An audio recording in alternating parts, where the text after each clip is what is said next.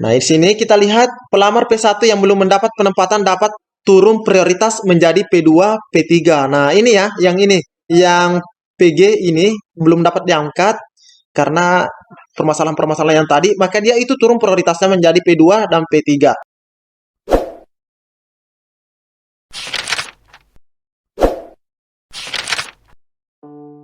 Bismillahirrahmanirrahim. Assalamualaikum warahmatullahi wabarakatuh. Di video kali ini admin ingin kembali berbagi informasi mengenai hasil rakor. Nah, di sini yang admin dapatkan itu adalah materi yang disampaikan oleh Prof Nunu. Nah, ini rekan-rekan ya. Materi yang disampaikan Prof Nunu September 2022, tepatnya di tanggal 13 hari ini.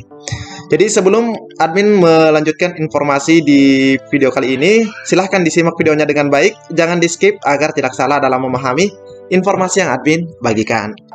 Jika ada suara-suara berisik, abaikan saja. Dan buat rekan-rekan yang baru saja menemukan channel ini, silahkan tekan tombol subscribe. Jangan lupa aktifkan lonceng notifikasinya, agar rekan-rekan tidak ketinggalan dengan info-info terupdate setiap harinya dari channel ini. Oke, kita lanjut saja ke pembahasannya rekan-rekan ya. Oke, yang pertama mengenai hasil seleksi guru ASN P3K di tahun 2021. Di sini kita lihat ini sudah dibahas oleh Pak Iwan sebelumnya rekan-rekan ya. Nah, ini ada 925.000 sekian pelamar dan ini ada sisa dari tahun 2021. Kita lanjut saja di lini masa terbaru. Nah, ini ada lini masanya rekan-rekan ya. Oke, di bulan Mei itu ada Permenpan RB yang diterbitkan. Terus di bulan Juni di awal ada sosialisasi. Dari Juni sampai Juli ada rakor Panselnas bersama pemerintah daerah. Agustus ada persiapan pelaksanaan seleksi guru ASN P3K tahun 2022. Nah, di sini ada September sampai Oktober. Nah, di sini rekan-rekannya di September sampai Oktober di sini penuntasan 193.954 guru lulus passing rate. Penuntasan ya. Oke. Selanjutnya masih di lini masa yang sama atau jadwal yang sama dari September sampai Oktober juga dilaksanakan pelaksanaan penilaian kesesuaian. Nah, penilaian kesesuaian berlaku untuk prioritas 2 dan 3. Oke, yang tidak lolos passing grade baik THK 2 maupun guru honorer negeri.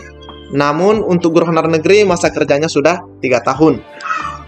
Nah, di sini ada pelaksanaan seleksi. Pelaksanaan seleksi ini dari November sampai Desember berlaku untuk peserta umum rekan-rekan ya. Oke, ini agak berisik rekan-rekannya, mohon maaf. Sistem yang terintegrasi akan memilah kategori pelamar. Oke, di sini ada P1, P2, P3 dan umum. Nah, ini rekan-rekannya ada umum di sini. Nah, P1 ini adalah mereka yang sudah lolos passing rate. Oke, kita lihat di sebelah kiri. Pelamar diharuskan terdeteksi di Dapodik dan atau database THK2 BKN. Nah, pastinya ini untuk yang THK2 rekan-rekannya. Telah terjadi integrasi sistem antar Dapodik, Kemendikbudristek, informasi di Kemenpan RB, SSCASN di BKN. Nah, harus terintegrasi ya dari Dapodik, informasi dan SSCASN. Sistem terintegrasi dapat mendeteksi secara otomatis kategori pelamar P1, P2, P3 atau P umum, maksudnya pelamar umum. Nah, ini rekan-rekan ya. Nah, kita lihat pelamar, terus login. Nah, pada saat login nanti ini akan terintegrasi juga ke Dukcapil. Nah, biasanya kan ada NIK yang belum terdaftar rekan-rekan ya. Tapi kalau yang sudah lolos PG ini sepertinya sudah aman. Atau yang sudah tes kemarin itu sudah aman karena mereka itu datanya pasti sudah valid. Nah, selanjutnya SSCASN BKN. Nah, jadi mereka itu login di SSCASN BKN dan di sini kita bisa lihat Dapodik terus SIM kebutuhan guru. Nah, ini ada sinkronisasi juga ke SIM kebutuhan guru. Terus terintegrasi lagi ke informasi Kemenpan RB. Jadi datanya itu ditarik dari Dapodik, terus ke SIM kebutuhan guru, terus ke informasi. Nah, disinilah hasil akhirnya rekan-rekannya di informasi. Nah, ini terdapat 3 jenis mekanisme seleksi. Nah, ini juga sudah sering kali kita bahas rekan-rekannya. Nah, di sini untuk yang umum ini di bulan November dan Desember ya tadi, November dan Desember. Sedangkan yang mekanisme 1 dan 2 itu ada di bulan September dan Oktober. Nah, ini penempatan. Nah, yang ini juga admin sudah bahas di video sebelumnya rekan-rekan ya, bisa dicek videonya sebelumnya. Nah, selanjutnya, tidak seluruh guru yang telah lulus passing grade dapat diangkat pada tahun 2022. Sudah fix rekan-rekan ya? Nah, tidak dapat. Oke, kita lihat di sini kategorinya. Mendapatkan kuota di tahun 2022. Mendapatkan kuota itu untuk guru negeri ada 107.195 dan swasta ada 26.827. Jadi totalnya itu ada 134.022. Nah, rekan-rekan ya, ada 134.022 totalnya yang mendapatkan kuota di tahun 2022. Nah, di sini dirincikan untuk penempatan di sekolah induk ada 74.000. Sedangkan penempatan non sekolah induk dalam instansi, ingat ya, dia bukan di sekolah induknya namun tetap di dalam instansi, ada 59.251.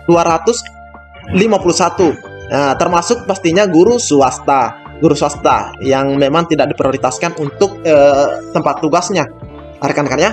Terus belum mendapatkan kuota di tahun 2022 ada 14.000 untuk guru negeri dan ada 12.000 untuk swasta. Totalnya ada 27.000. Totalnya ada 27.000, rekan-rekan ya, yang belum mendapatkan kuota di tahun 2022. Nah, inilah yang akan sepertinya masuk klub juga, rekan-rekan ya. Nah, karena mereka belum mendapatkan kuota. Nah, terus di sini penempatan di sekolah induk ada 10.713, penempatan non sekolah induk ada 3.750. Nah, ini sebenarnya juga admin masih meramu ya. Maksudnya ini belum mendapatkan kuota di tahun 2022. Terus penempatan di sekolah induk. Penempatannya di sekolah induk. Nah, di sini belum dapat ditempatkan. Nah, ini yang sama sekali ini mungkin yang akan masuk dalam klub, rekan-rekan ya. Nah, ini yang akan masuk dalam klub. Itu ada 32.902 yang akan masuk dalam klub karena belum dapat ditempatkan. Kalau ini sudah bisa ditempatkan tapi belum ada kuotanya. Jadi ini istilahnya mungkin menunggu ya. Mungkin menunggu seperti itu. Ini juga menunggu dan ini menunggu, namun ini belum bisa dipetakan sama sekali. Ada 32.000. Nah, kita bisa lihat di sini ada persentasenya. 69% itu siap diangkat di tahun 2022. Terus 14% mendapat penempatan namun belum mendapatkan kuota. Mendapatkan penempatan namun belum mendapatkan kuota formasi di tahun 2022. Diharapkan dapat diangkat di tahun 2023. Oke, di sini admin sudah mengerti yang poin 2 ini. Artinya mereka ini sudah disediakan, dipersiapkan kuota nanti di tahun 2022. Sedangkan yang 32.000 ini memang belum bisa dijanjikan seperti itu. Nah, jika yang ini sudah ada pegangan begitu rekan-rekan ya. Oke, sudah ada pegangan untuk 27.030 ini. Insya Allah jika dibuka lagi di tahun 2023, mereka langsung diangkat juga. Nah, kalau yang ini belum bisa, belum ada janji untuk ini. Oke, selanjutnya kita lanjut di provinsi. Nah, ini ada contoh kelebihan guru honorer atau oversupply. Nah, ini ada NTB, tepatnya di Kabupaten Bima. Ada di Sekolah SDM 6 Kodo Kota Bima, jabatannya guru kelas, kebutuhannya 6, ASN ada 4, non ASN ada 21, kelebihan ada 19. Nah, ada kelebihan di sini ada 19. Terus di sini ada Kabupaten Bima, Kabupaten Padang Lawas, Aceh Barat Daya, ada Kabupaten Nias Selatan. Di sini ada 7 rekan-rekan ya. Oke, selanjutnya di sini solusi bagi pelamar lulus PG yang belum dapat diangkat di tahun 2022. Ada 2. Yang pertama, dapat mengikuti mekanisme penilaian kesesuaian. Berarti ini ikut dengan yang P2 dan P3 rekan-rekan ya. Penilaian kesesuaian dengan menggunakan jabatan fungsional yang dimiliki. Terus, yang kedua, dari sekitar 60.000 pelamar lulus PG yang belum dapat diangkat, ada 12.152 pelamar berpotensi dapat terangkat. Nah, ini ya, dapat terangkat apabila mengikuti mekanisme penilaian kesesuaian dengan menggunakan jabatan. Nah, di sini kita lihat pelamar P1 yang belum mendapat penempatan dapat turun prioritas menjadi P2, P3. Nah, ini ya, yang ini, yang PG ini belum dapat diangkat karena permasalahan-permasalahan yang tadi, maka dia itu turun prioritasnya menjadi P2 dan P3. Kita lihat contohnya di sini. P1 misalnya contohnya dia itu guru IPA, belum mendapat penempatan. Nah, ini ada X. Terus di sini dia login di SSCASN. dia login di SSCASN.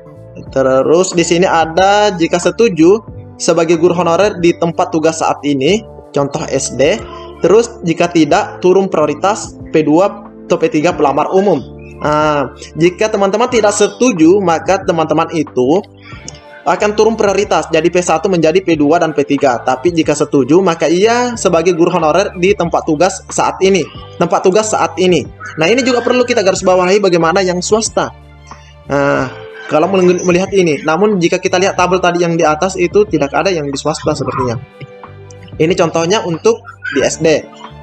Selanjutnya, untuk yang memilih tidak, dia itu masuk dalam seleksi kompetensi. Terus guru lulus di tempat tugas contoh SD. Seperti itu rekan-rekan ya. Jadi ada penurunan prioritas dari P1 menjadi P2 atau P3. Seperti itu. Jadi semoga bisa dipahami apa yang admin sampaikan. Jadi buat rekan-rekan semua, silahkan, ini pesan admin, silahkan pilih setuju. Nah, silahkan pilih setuju jika memang rekan-rekan merasa daripada saya tidak dapat formasi, lebih baik saya pilih ini. Jika memang formasinya itu ada di tempat yang jauh, jika misalnya. Nah, namun di sini ada konsekuensi jika memilih tidak akan turun prioritas. Nah, tapi pastinya banyak teman-teman yang memilih setuju karena di sini ada keterangan sebagai guru honorer di tempat tugas saat ini. Jadi mungkin cukup sampai di sini rekan-rekannya. Assalamualaikum warahmatullahi wabarakatuh.